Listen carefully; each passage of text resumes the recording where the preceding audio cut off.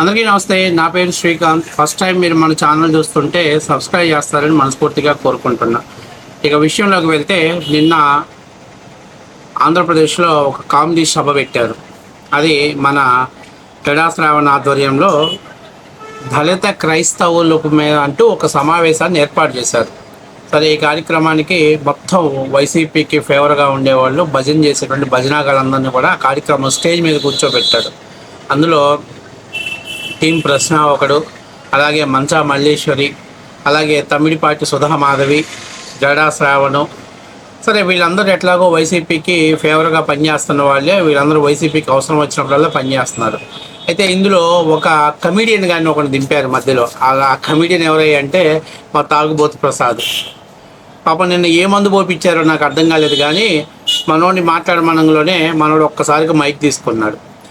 మొన్నటిదాకా చంద్రబాబు నాయుడికి జాకీలు వేశాడు, లోకేష్కి జాకీలు వేశాడు, పవన్ కళ్యాణ్ గారికి జాకీలు వేశాడు, ఇక జగన్ గారికి అయితే బీభత్సమైన జాకీలు బిగించేశాడు. ఇప్పుడు తాజాగా ఆయన స్థాయి ఎంతగా దిగజారిపోయిందంటే, పాపం ఆయనలో ఉన్నటువంటి ఎనలిస్ట్ అంతా, అంటే చేసేటువంటి ఎనలిస్ట్గా పనిచేసేటువంటి కెపాసిటీ పోవటంతో ఏం చేయాలి అర్థం కాక చివరికి తను జడా శ్రావణ్కి కూడా జాకీలేసి పైకి లేపే స్థాయికి దిగజారిపోయాడు. ఆయన మాట్లాడుతూ అంటున్నాడు, మన అభినవ అంబేద్కర్ మరి నిన్న రాత్రి ఏ మందు పోపించి వచ్చాడో కానీ ఆ తాగిన మందు దిగలేదేమో నాకు తెలియదు, కానీ అభినవ అంబేద్కర్ గారి వారసుడు మా జడా శ్రావణ్. అంటే జడా శ్రావణ్ వల్ల 3 రోజుల టాంచి మోషన్కి బాగపోతే ఎలాగైతే బిగబట్టుకొని చూస్తారు అలాగా ఇదొక నవ్వు. ఈయన అభినవ అంబేద్కర్ గారంట. అంబేద్కర్ గారికి వారసుడు మా జడా శ్రావణ్ అని చెప్పేసి మనోడు స్టేజ్ మీద మాట్లాడుతూ ప్రజల సమస్యల మీద వెనుదిరగని పోరాటం చేస్తున్నాడు. శ్రావణ్ లాంటి వ్యక్తిని, ఆయన పార్టీని ఆంధ్రప్రదేశ్లో ఆదరించగలిగితే మంచి భవిష్యత్తు ఉంటుంది, మంచి ఫ్యూచర్ ఉంటుంది. అది ఇది గుడ్డు గూసు మొత్తం అన్ని కబుర్లు ఆడు చెప్పేశాడు మనోడు. నేను అనుకున్నా, ఈ పిచ్చి నాగుడు నేను హైదరాబాద్ తీసుకొస్తా దారిలో ఏదో పిచ్చి మందు పోసి ఉంటాడు.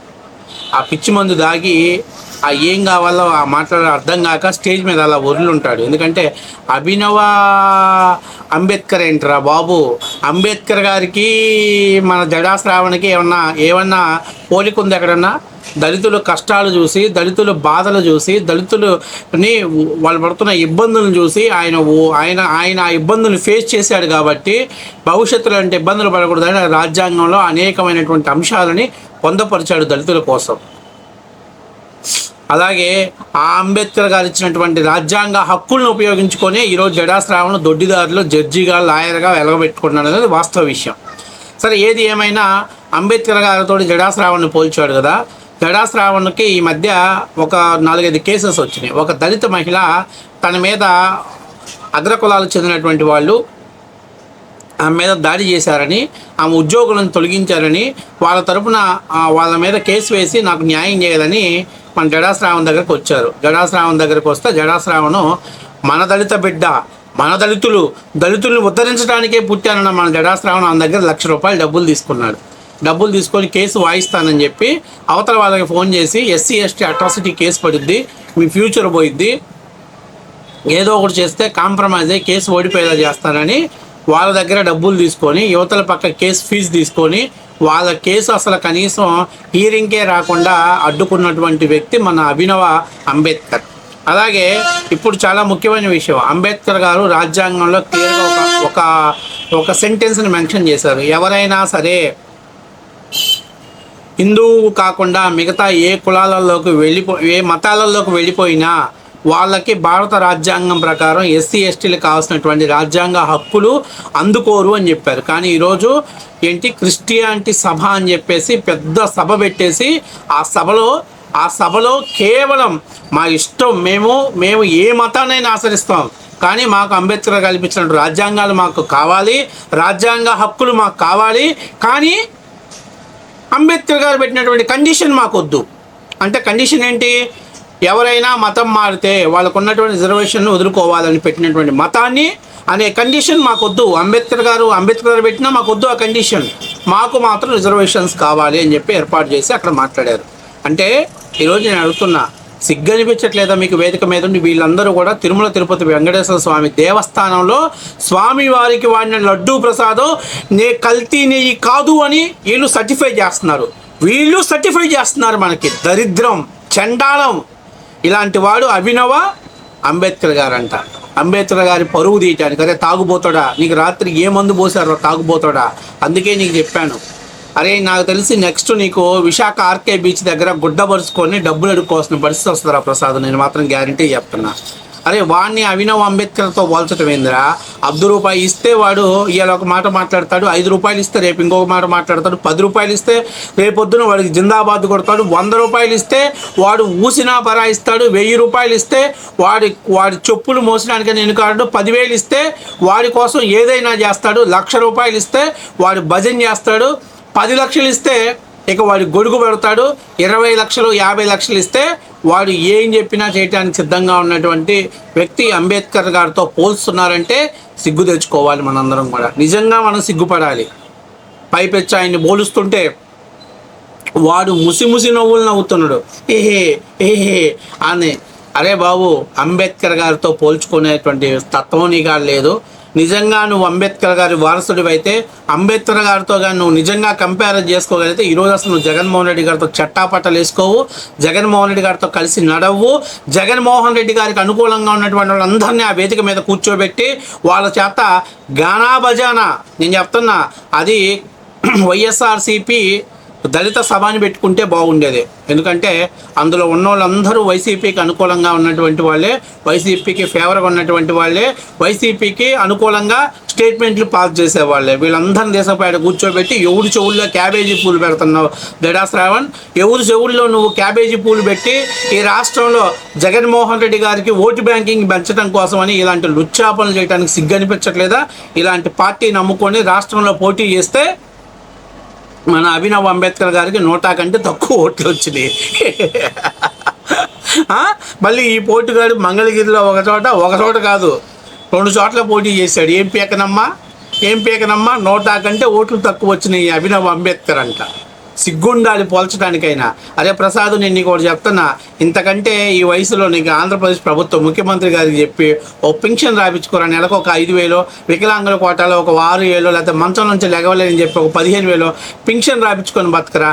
హైదరాబాద్ నుంచి మీకు ఎక్కడికైతే సభ పెట్టారో ఆడ దాకా పోవటానికి వాడు మందు పోపించాడని చెప్పి నువ్వు మైక్ తీసుకొని ఆ మత్తులో ఏది పడితే అది ఊహించుకొని, ఏది పడితే అది ఆలోచించుకొని అభినవ్ అంబేద్కర్ గారి వారసుడు అంటే అంబేద్కర్ గారు కానీ ఈ విషయం తెలిసిందంటే మళ్ళీ పైనుంచి కిందకు వచ్చేసి వాడిని నేను ఇద్దరిని కూడా చంపేసి మళ్ళీ ఆయన పైకి పోతాడు. అది అంత మనోభావాలు దెబ్బతిన్నటువంటి అంశాలు.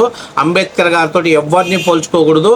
అంబేద్కర్ గారు ఒక ఎస్సీ ఎస్టీలకే కాదు, అందరికీ ఆదర్శంగా తన జీవితాన్ని చివరి దశలో కూడా సమాజ అభ్యుదయం కోసం, సమాజం కోసం పాటుపడ్డాడు అంబేద్కర్ గారు. అలాంటి అంబేద్కర్ గారితో ₹5 ఇస్తే జిందాబాదులు కొట్టేవాడు, ₹10 ఇస్తే జేజేలు కొట్టేవాడు, ₹100 ఇస్తే చప్పట్లు కొట్టేవాడు. ఇలాంటి వాడిని అభినవ్ అంబేద్కర్ గారు అని చెప్పి పోలుస్తున్నావంటే నువ్వెంత దగులుబాచేవాడివో, నువ్వెంత సన్నాసివాడివో, నీ స్థాయి ఎంత దిగజారిపోయిందో ఒకసారి నువ్వు ఆత్మవిమర్శ చేసుకో. రేపొద్దున్న నువ్వు కూడా ఏదన్నా మనోడి పార్టీలో టికెట్ ఇస్తాడేమో అనుకుంటున్నావేమో, ఆ టికెట్ తీసుకొని నువ్వు పోటీ చేస్తే మట్టే మిగిలేదు. చివరకు 100 ఓట్లు కూడా రావు. ఆ పార్టీలో పోటీ చేయడం కంటే ఇండిపెండెంట్ అభ్యర్థిగా పోటీ చేయడం ఉత్తమం. అది కేవలం జగన్మోహన్ రెడ్డి గారికి లబ్ధి చేకూర్చడం కోసం, జగన్మోహన్ రెడ్డి గారిని రాజకీయంగా ఉపయోగపడటం కోసం ఆయన పెట్టుకున్నటువంటి సభ. నిన్నటిదాకా జగన్మోహన్ రెడ్డి తిట్టావు, ఇవాళ మళ్ళీ జగన్మోహన్ రెడ్డి గారికి కనెక్ట్ చేసే బాధ్యత మనోడు తీసుకున్నాడు. ఎందుకంటే మొన్న 3 రాజధానులు మావి గన్ను మీద మనోడు సెటైర్లు వేశాడు. అందుకని పాపం వైసీపీ ఆఫీస్ నుంచి తోలేశారు. సరే తెలుగుదేశం పార్టీ వల్ల ఏమన్నా ఇస్తారేమోనని ఆయన ట్రై చేశాడు, కుదరలా. బీజేపీ జనసేనకి గాలం వేశాడు, కుదరలా. బీజేపీ వాళ్ళు చేర్చుకునే పరిస్థితి లేరు. అందుకని మళ్ళీ కాళ్ళు గడ్డాలు పట్టుకొని మనోడు ద్వారా జడా శ్రావణ్ ద్వారా డీల్ గురించుకొని మళ్ళీ వైసీపీలోకి వెళ్ళాలని ప్రయత్నం చేస్తున్నాడు. ఏది ఏమైనా పాపం మన కేఎస్ ప్రసాద్ గారి మానసిక పరిస్థితి చూస్తే నాకు చాలా బాధేస్తుంది. 2024 నుంచి 2 ఏళ్లలో మనోడు ఎంత అధపాతాళానికి వెళ్ళిపోయాడు. ఒక మంచి ఎనలిస్ట్ కాస్త ఆ పార్టీలోకి వెళ్ళి ఆ పార్టీలో ఆ బొగడా ఎనలిజం చేసి ఏ స్థాయికి దిగజారిపోయాడో ఒకసారి అర్థం చేసుకోవాలి. ప్రస్తుతం కేఎస్ ప్రసాద్ మానసిక పరిస్థితి బాగాలేదు, కనీసం మందుకు డబ్బులు లేని పరిస్థితిలో ఉన్నాడు అనుకుంటా. అందుకే పాపం హైదరాబాద్ నుంచి మనోడి కారులో మందు పోసి తీసుకొచ్చారు కాబట్టి ఇక్కడికి రాంగలోనే ఆయన్ని అభినవ అంబేద్కర్ గారితో పోల్చాడు. సరే ఏది ఏమైనా ఆయన అంబేద్కర్ గారు లేకపోతే 5 రూపాయలకు అమ్ముడు పోయినటువంటి ఆర్టిస్టో అనేది తొందరలో తేలబోతుంది. కాబట్టి నేను చెప్పేది ఏంటంటే కేఎస్ ఈ భజనలు కొట్టే వ్యాపారం, ఈ చిడతలు కొట్టే వ్యాపారం మానుకుంటే బాగుంటుందని. అది జడాశ్రావణ్ లాంటి పోటీలో అరకోటి అమ్ముకునేటువంటి జడాశ్రావణ్ లాంటి ఆ అరకోటుకుని నువ్వు అంబేద్కర్ గారితో పోలిస్తే దేశవ్యాప్తంగా ఉన్నటువంటి అంబేద్కర్ అభిమానులు మనోభావాలు దెబ్బతింటాయి. ఇంగిత జ్ఞానం అన్న ఉండాలి. చిల్లర డబ్బులు వేస్తున్నారు కదని మురిగితే కాదు. కాబట్టి నేను చెప్పేది ఏంటంటే ఆయన అంబేద్కర్ కాదు కనుక కనీసం అంబేద్కర్ గారి ఆశయాలని 10% ఫాలో అవుతున్నటువంటి వ్యక్తి కూడా కాదు. పైసల కోసం మాత్రమే ఆయన దళితుల్ని, ఎస్సీ ఎస్టీలని, జగన్మోహన్ రెడ్డికి ఓటు బ్యాంకింగ్ కోసం పనిచేస్తున్నాడు. అందుకనే కావాలనే ఆకవీడు రామాలయం టెంపుల్ని ఆ కేసుని కావాలనే ఓడిపోయాడు. ఇవాళ కావాలనే రఘురామకృష్ణరాజు మీద వ్యాఖ్యలు చేశాడు. రఘురామకృష్ణరాజును అవమానపరచడం ద్వారా మళ్ళీ రేపు రఘురామకృష్ణరాజు కౌంటర్ ఇస్తాడు. తద్వారా జడాశ్రావణ్ అనేటువంటి వ్యక్తి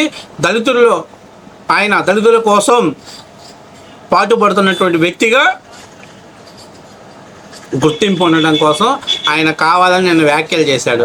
అలాంటి లిల్లీ పుట్టుగాని తీసుకొచ్చి అభినవ అంబేద్కర్ గారితో పోల్చో. ఇంకా నయం సర్దార్ వల్లభాయ్ పటేల్, జవహర్ లాల్ నెహ్రూ ఒక యాంగిల్లో చూస్తే ఇలా ఉన్నాడు, ఒక యాంగిల్లో చూస్తే అలా ఉన్నాడు అని చెప్తారు. రాష్ట్ర వ్యాప్తంగా దేశవ్యాప్తంగా అభిమానులు చింటి మీద దాడి చేస్తారు.